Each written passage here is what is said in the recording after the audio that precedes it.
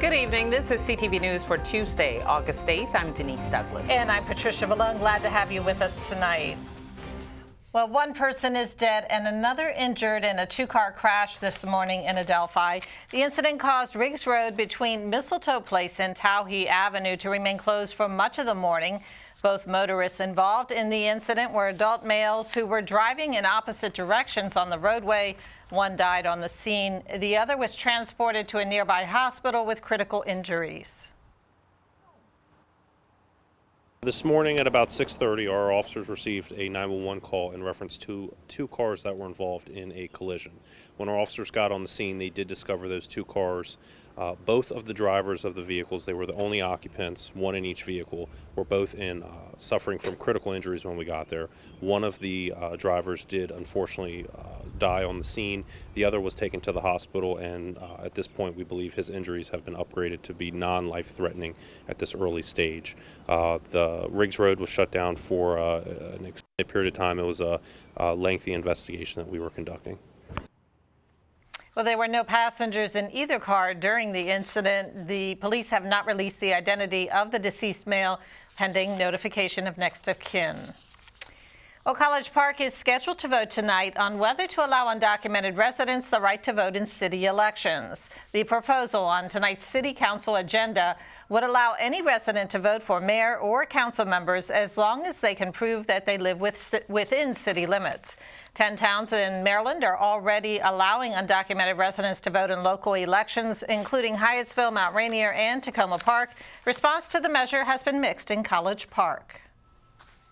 I don't think they should have people that they really don't know should not be voting in our elections. And they didn't start out legal, let them legal up, and then they can do it. I know if an immigrant come into the country, they're allowed to have a driver's license. So I think once they have a valid driver's license, because they get it from the state of Maryland, they're entitled to vote. If you're going to give them a license, they're entitled to vote. They have an identification, so that would work. You don't know if they have any criminal records or for my personal safety, I don't know if they're safe or dangerous, so I don't think they should be able to elect it for the city. Yeah. So you're saying until you know for sure if somebody has a background check that you don't feel they should vote? Yes, because I don't know what their opinions. For example, the ISIS, you don't know if they are, you cannot tell if they're going to hurt us. Now, District 3 City Council member Robert Day Sr. says he feels confident that the discussion on this issue will be extended beyond this evening's scheduled vote. Day says there are still items that need to be ironed out before a final vote is taken. Now, tonight's meeting begins at 7:30 at the College Park City Hall on Knox Road. A tip leads to an arrest of a Forestville teenager who's accused of putting a cell phone up a woman's skirt at a metro station.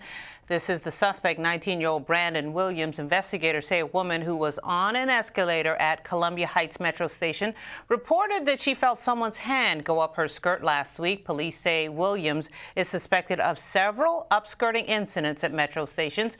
Investigators searched Williams' home and seized numerous electronic devices, including cell phones, computers, and hard drives. A powerful storm rips through Salisbury on Maryland's eastern shore, downing trees and utility lines, damaging cars and buildings. You see the footage right there. That was yesterday afternoon. Today, the National Weather Service says it was a tornado that swept through the town. While the damage was heavy, luckily, no injuries were reported. It's the second tornado to strike the eastern shore in nearly 2 weeks. On July 24th, the tornado caused heavy damage in the Stevensonville community. A 25-year-old man who used to live in Landover Hills has been charged with trying to provide support to ISIS and attempted murder. According to court documents, between October 2015 and September of 2016, Nilash Das knowingly communicated with the organization, which he knew supported terrorism. In addition, he allegedly planned to kill a member of the military for ISIS.